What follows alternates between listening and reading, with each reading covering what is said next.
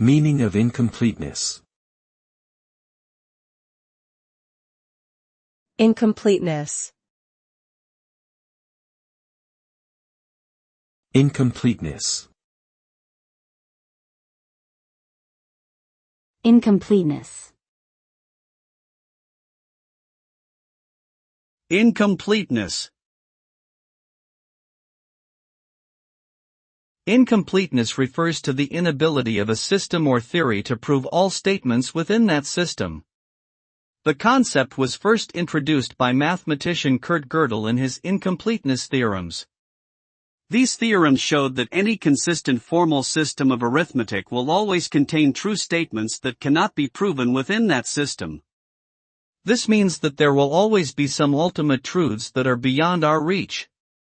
The idea of incompleteness has had profound implications for both mathematics and philosophy, highlighting the inherent limitations of our understanding of the world.